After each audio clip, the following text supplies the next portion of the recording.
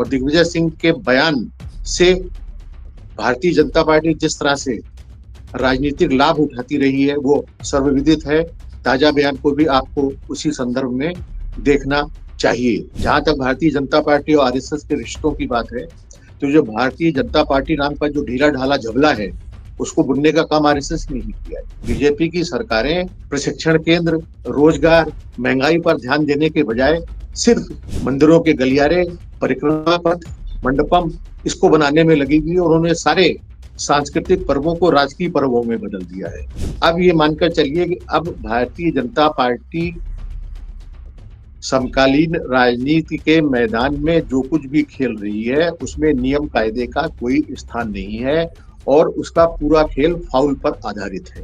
Bharatiya Janata party ने जिस तरीके से नफरत का जहर फैलाकर पूरे समाज को बांट दिया है, वो इस देश की सामाजिक संस्कृति के लिए बहुत ही खतरनाक और बहुत ही दूरगामी दृश्य से भी उभरने में महादेश को बहुत ज्यादा समय लगेगा। नमस्कार, मैं हूं संजीव श्रीवास्तव। आप देख रहे हैं 4 PM न्यूज नेटवर्क। मित्रों, राजनीति भी अजब और गजब चीज है। इसके बार बार कई तरह के रंग, कई तरह के रूप देखने को मिलते हैं। और अब जब मोदी और शाह का युग है, आज भारतीय जनता पार्टी को मोदी और शाह की बीजेपी कहा जाता है। और बहुत कुछ बदलाव बीते 2014 के बाद से 2025 तक आए हैं। और सत्ता या चुनाव को जीत लेना, यही एक मात्र लक्ष्य बीजेपी का बनता चला गया, होता चला गया, आज है। और बड़े ताल ठोक कर ये नेतागण कहते हैं और पूरा का पूरा कुनबा कहता है। और मैं ये सारी बातें इसलिए कर रहा हूं कि ये बीजेपी अब वो बीजेपी नहीं है जो कभी अटल और आडवाणी का दौर होता था, जहां शुचिता और तमाम तमाम इस तरह के भारी भरकम शब्द होते। आज लेकिन कुछ भी नहीं है। आज तो जो दोस्त का दोस्त, यदि आपस में उनमें दुश्मनी है, तो वो दुश्मन जिसे बीजेपी कभी कहती थी, मानती थी, वो दोस्त हो जाता है। और जो भारतीय जनता पार्टी की वॉशिंग मशीन है, उसके तो चर्चे ही चर्चे हैं। और मैं ये सारी बातें इसलिए कर रहा हूं कि बहुत खास शख्स जो कांग्रेस के बड़े नेताओं में शुमार होते हैं, उनको लेकर करने जा रहा हूं। उनको लेकर जो उनके मुख से निकला है, श्रीमुख से निकला है, और उसके बाद से बीजेपी, राष्ट्रीय स्वयंसेवक संघ गदगद है। और इस पर जो जबरदस्त राजनीति हो रही है, इसी सब मसले, इसी सब विषय पर बातचीत करने के लिए सबसे पहले एक बहुत बहुत खास मेहमान को जोड़ना चाहूंगा। जोड़ते हैं उनको, जुड़ गए हैं हमसे। हमारे साथ हैं सीनियर जर्नलिस्ट सुधीर सक्सेना साहब, 5 दशक के लगभग का अनुभव।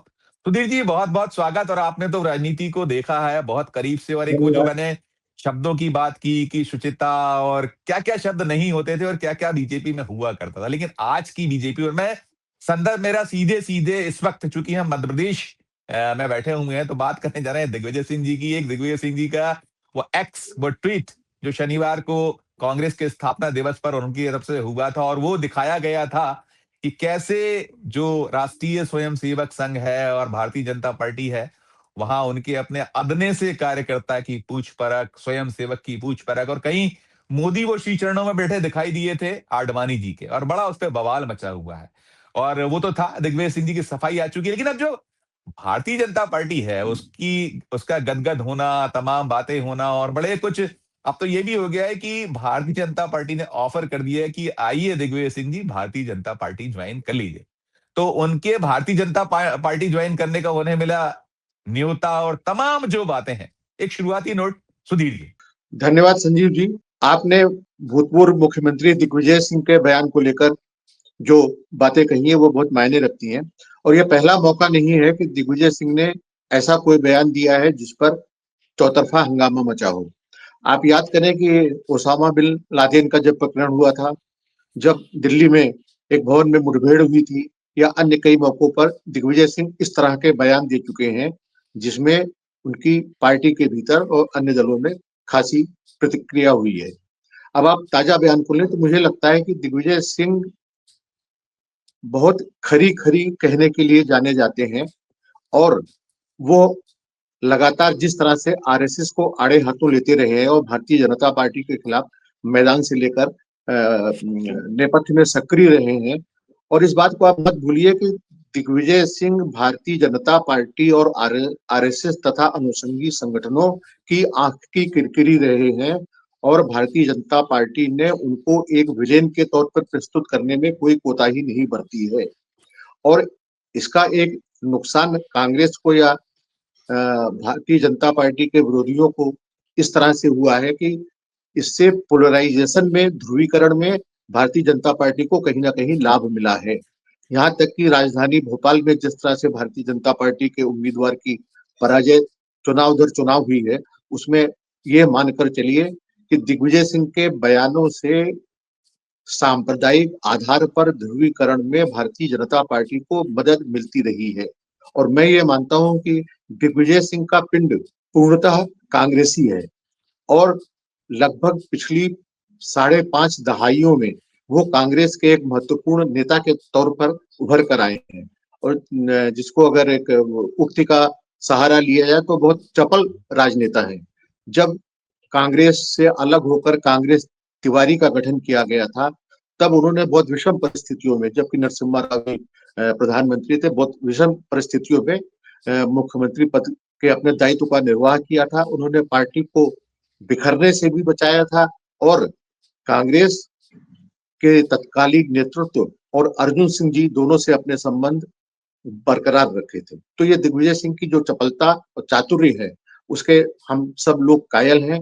लेकिन जिस तरह से उन्होंने सोशल इंजीनियरिंग पर ध्यान दिया और विकास की अनदेखी की, तो बिजली, पानी, सड़क को लेकर जिस तरह से उमा भारती ने उनके खिलाफ पूरे मध्य प्रदेश में वातावरण बनाया, और भारतीय जनता पार्टी ने विजयश्री प्राप्त की, वो प्रसंग भी हमको भूलना नहीं चाहिए। तो ये तमाम चीजें कहीं ना कहीं मिला के एक संश्लिष्ट व्यक्तित्व के तौर पर समकालीन राजनीति में दिग्विजय सिंह को स्थापित करते हैं।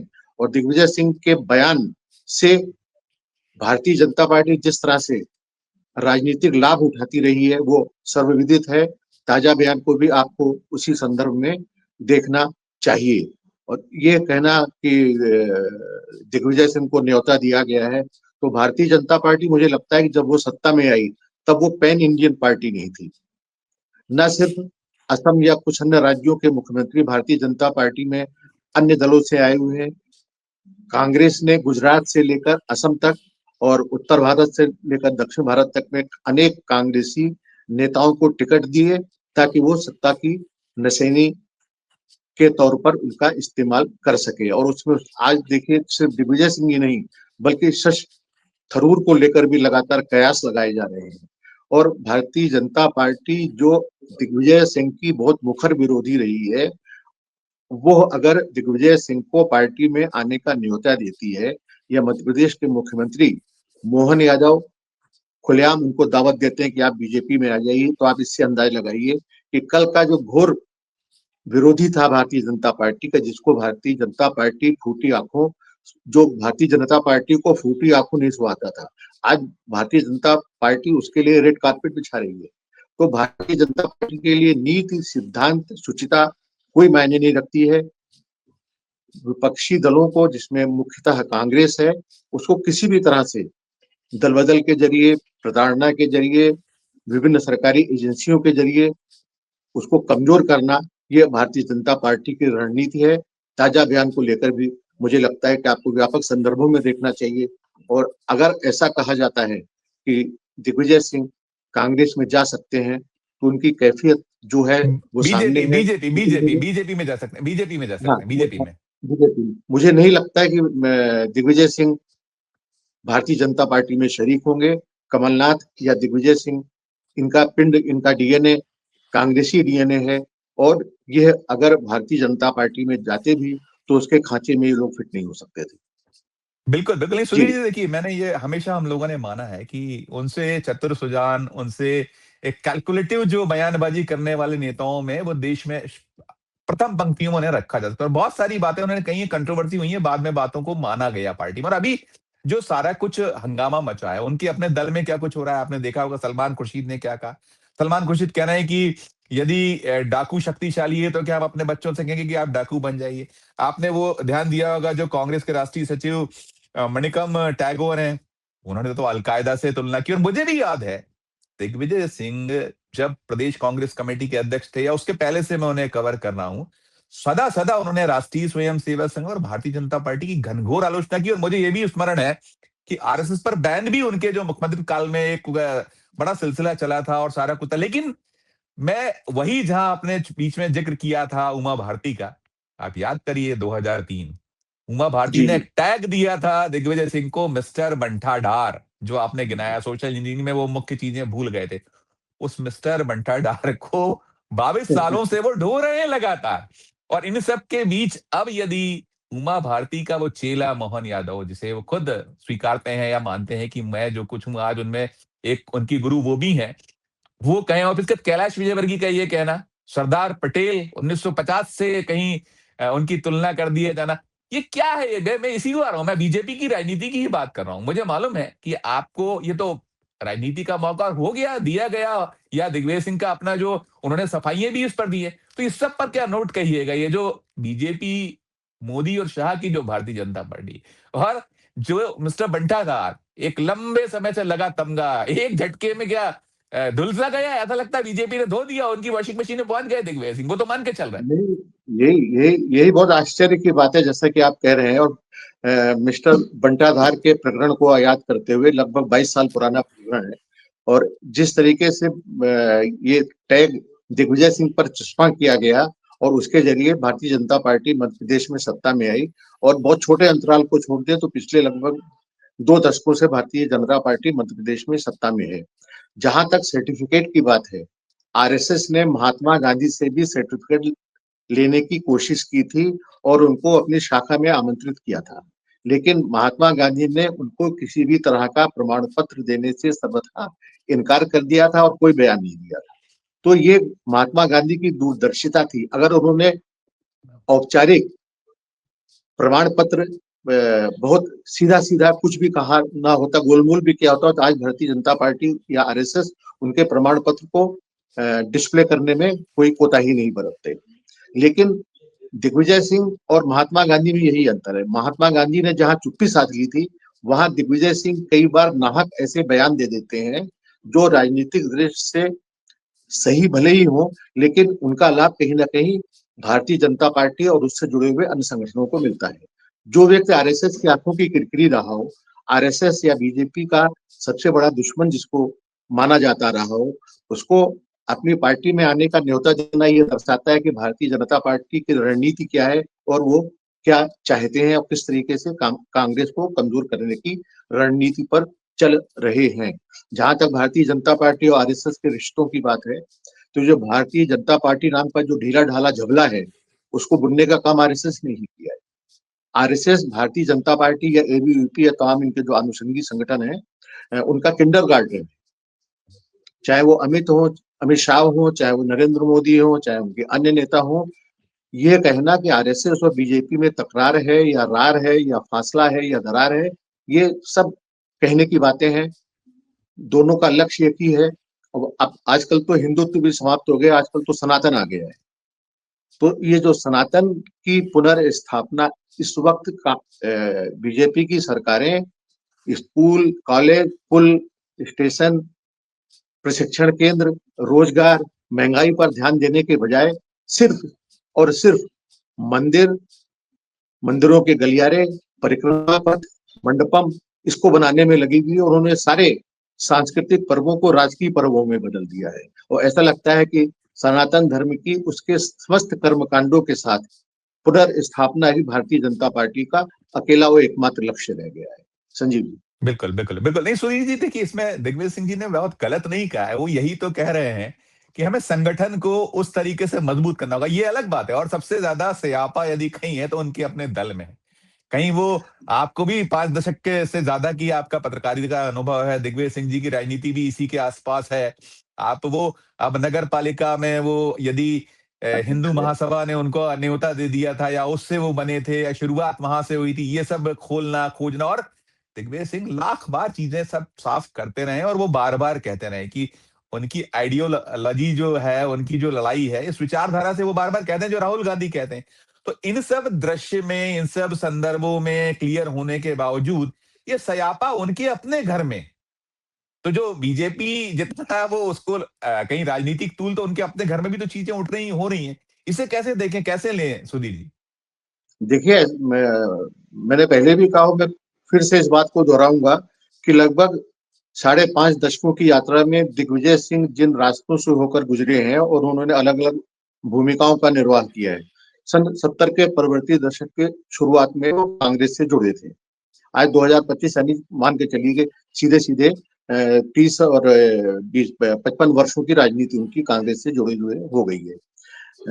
कई बार ऐसा होता है कि दिग्विजय सिंह बयान गलत नहीं देते हैं, उसके पीछे कहीं ना कहीं खरी खरी कहने के साथ साथ बट सर, क्षमता। टाइमिंग को लेकर हाँ, फॉलो ये वक्त, वो जो क्या ये जरूरत, वो जो जब जब जिस दौर में राहुल गांधी, आप ये उदाहरण जज्ब करके आप ऑन द टेबल रखते अपने दल के अंदर शायद, तो ज्यादा बेहतर वो होता, ज्यादा ऐसा नहीं बेहतर है। होता जो कांग्रेस को वो आज जो कई कठिनाइयों का सामना करना पड़ा, ऐसा लगता है हमको।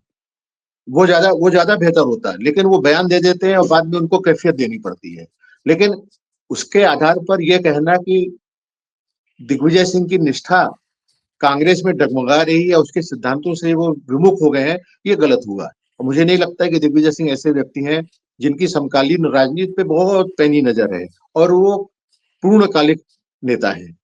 यानी 24/7 वाले जो राजनेता होते हैं, 24 घंटे वो राजनीति में रहते हैं। और मध्य प्रदेश के नेताओं में दिग्विजय सिंह ऐसे नेता हैं जिनको राई रत्ती खबर है, और पूरे मध्य प्रदेश में जिनके प्रभाव क्षेत्र का विस्तार है। लेकिन कई बार वो असामयिक बयानबाजी, जिसको कहेंगे सामयिक बयानबाजी कहकर फंस जाते हैं, चाहे वो लादेन का प्रकरण रहा हो, चाहे वो अन्य प्रकरण रहे हो, या अभी ताजा ताजा आरएसएस के बारे में। कोई जरूरी नहीं था कि आरएसएस के बारे में इस तरह से वो सार्वजनिक तौर पर बयान देते। उन्होंने बयान दिया, अब उनको कैफियत देनी पड़ रही है।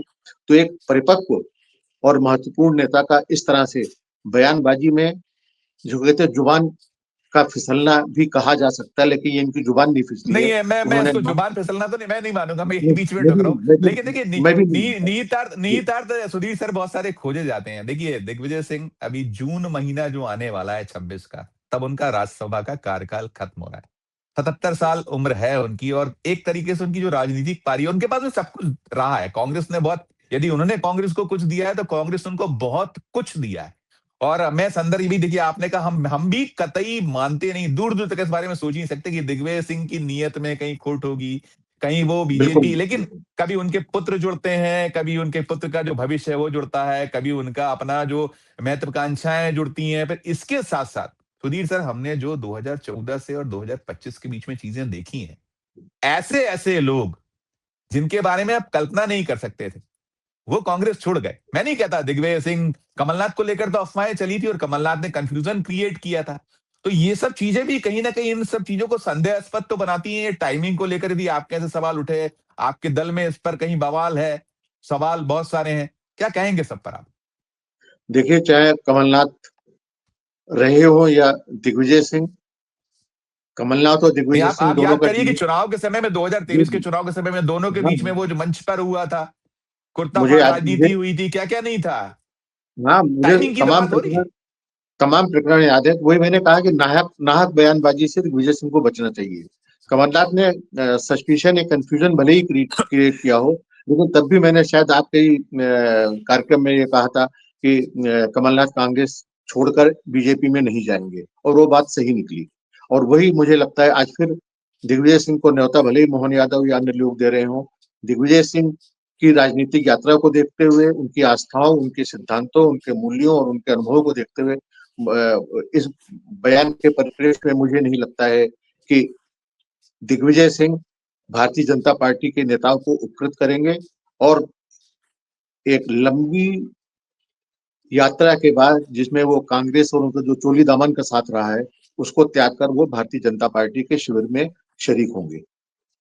बिल्कुल, तो मैं अंतिम जी। सवाल करूंगा सुधीर सर। अंतिम सवाल मेरा ये होगा कि क्या जो ये बीजेपी या जो मोदी शाह या उनका पूरा कुनबा न्यू नॉर्मल की बात करता है, बार बार ये बात होती है कि ये अब अटल आडवाणी की भारतीय जनता पार्टी नहीं है, मोदी और शाह की भारतीय जनता पार्टी है, तो इसका विद्रूप रूप अब बिल्कुल बिल्कुल सामने है कि आप किसी भी हद तक चले जाइए, कुछ भी जो, मतलब आप सोचिए ना, जो आपने कहा, मैंने भी कहा कि इस कदर खांटी दुश्मनी रही है, मतलब फूटी आंख ना जो सुहाता हो नेता, उसको इस हाँ, तरह। मैं उसका ये आप नहीं मजा मानता सुधीर सर, मैं ये भी नहीं मानता कि मोहन यादव अपने मन से कह रहे हो ये। जो आज की भारतीय जनता पार्टी है, इसमें दिल्ली के बिना कोई भी उसके इशारे के पत्ता भी नहीं खड़कता है। और मोहन यादव तो आपको पता है पर्ची वाले मुख्यमंत्री। तो इन सब संदर्भों में तो क्या ये जो विद्रूपता वाला जो दौर है, मतलब बहुत ही मैली सी राजनीति, बहुत मटमैली सी राजनीति, जिसने अपना सब कुछ खो दिया है, उस दौर में बीजेपी पहुंच गई है? अंतिम सवाल। संजीव जी, मैं कुछ पुराने संदर्भों को याद करता हूं। तो इंदौर में रेजिडेंसी कोठी में अटल बिहारी वाजपेयी ने मुझसे एक प्रश्न के उत्तर में कहा था। मैंने बताया कि मैंने उनसे पूछा था कि भारतीय जनता पार्टी तो शुचिता की बात करती थी, लेकिन अब जो है जिस तरीके से राजनीति कर रही है तो उसमें तो शुचिता का मुद्दा ही खत्म हो गया है।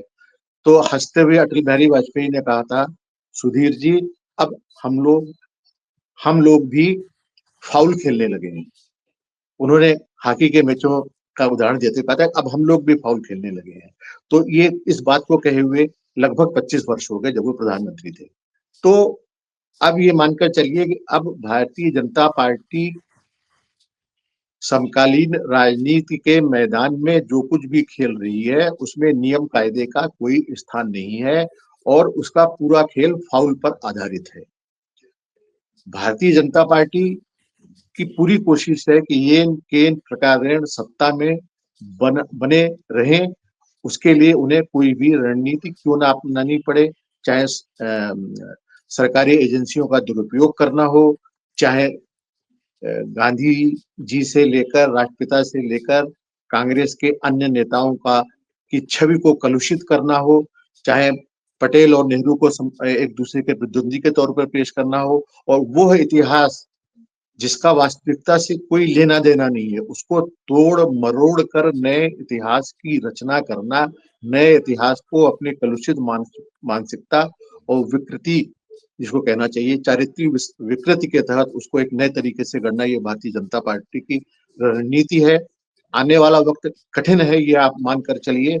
और भारतीय जनता पार्टी ने जिस तरीके से नफरत का जहर फैलाकर पूरे समाज को बांट दिया है, वो इस देश की सामाजिक संस्कृति के लिए बहुत ही खतरनाक और बहुत ही दूरगामी दृष्टि से भी एक ऐसी घटना है जिसमें इन सबसे उभरने में, अगर ये सत्ता में नहीं भी रहती है तो उभरने में महादेश को बहुत ज्यादा समय लगेगा। संजीव जी। नहीं, बिल्कुल सुधीर जी, आपने सही कहा। मुझे तो याद आता है अटल जी कहते थे कि हम वो एक वोट को चिमटे से भी नहीं पकड़ेंगे, यदि हमारी सरकार गिरती है तो गड़बड़। सरकार गिर गई थी, लेकिन आज हमने देखा है कि भारतीय जनता पार्टी सत्ता पाने के लिए किस हद तक जा रही है। और दूसरी बात आपने फाउल की कही कि वो तो फाउलों वाली बात अटल जी ने कही थी, और इनके दौर में तो सिर्फ और सिर्फ फाउल ही फाउल है। रेफरी उनके साथ होता है, किसी दूसरे के साथ होता नहीं, सुधीर जी। और सबसे एक और अंत में यही कहूंगा मैं कि सारा कुछ ठीक है कि भारतीय जनता पार्टी बदल चुकी है, राष्ट्रीय स्वयंसेवक संघ बदल चुका है, उनके कार्य करने का तरीका, राजनीति करने का तरीका बदल चुका है, लेकिन फाउल तो दिग्विजय सिंह जी ने फिर एक बार कर दिया है, जिसके कारण इतना गदर मचा हुआ है। बहुत बहुत शुक्रिया अदा करूंगा, बहुत बहुत शुक्रिया, बहुत बहुत आभार सुधीर जी, आप हमसे जुड़े और आपने इतनी सारी हमसे बातें की। बहुत आभार सर, शुक्रिया। धन्यवाद, धन्यवाद। तो मित्रों, आप सुन रहे थे सुधीर सक्सेना साहब को, और हम बात कर रहे थे दिग्विजय सिंह जी के द्वारा वो जो किया गया एक एक्स, इससे बवाल मचा। और बवाल के बाद सवाल ही सवाल है। कांग्रेस में अलग तरीके से इसे लेकर शोरगुल है, बहुत कुछ दो फाड़ जैसी स्थिति भी है। एक आध ऐसा भी नेता रहे, शशि थरूर ने उनकी कहीं पैरवी की, और कुछ और भी ऐसे हैं कि उसको उस नजरिए से देखने की बात करें। और दिग्विजय सिंह का नजरिया भी शायद वही था, लेकिन टाइम को लेकर सवाल, और टाइम के साथ साथ जो मौका दिया गया। लेकिन कुल मिलाकर ये जरूर है कि जिस तरीके से भारतीय जनता पार्टी मैदान में उतरी है, आई है, वो जो कह रही है कि आइए, आपका स्वागत है हमारे दल में। तो सोचिए, 22 साल पुराना वो दाग, मिस्टर बंटाधार दिग्विजय सिंह तो हमेशा चाहते हैं धोना। उन्होंने कई बार कहा कि आइए हमारे मंच पे, हम दो दो सीधे सीधे बहस कर लें, खुली बहस हो जाए। लेकिन भारतीय जनता पार्टी इसके लिए तैयार नहीं होती। लेकिन इस जरिए आइए बीजेपी ज्वाइन करिए, या सरदार वल्लभ भाई पटेल से तुलना राष्ट्रीय स्वयंसेवक संघ की तारीफ पर, तो ये कह सकते हैं कि बीजेपी ने स्वयं अपने आप में वो उस जो एक महाआरोप रहा है मिस्टर भंडारदार का, उससे तो क्लीन चिट बीजेपी ने दे दी, ऐसा लगता है। तो इस चर्चा में इतना ही। पूरी चर्चा को सुनने के बाद जो मचा हुआ है एक घमासान है, सब पर आपकी अपनी क्या राय है, इस वीडियो के कमेंट बॉक्स से आकर अपनी राय प्रकट कीजिएगा। और हमारी ये चर्चा अच्छे लगे तो चैनल को लाइक कीजिएगा, सब्सक्राइब कीजिएगा, ज्वाइन का बटन दबाइएगा तो हमारी हौसला अफजाई होगी। प्यार और इससे मेरा देखते रहिए 4 PM न्यूज नेटवर्क। धन्यवाद, नमस्कार।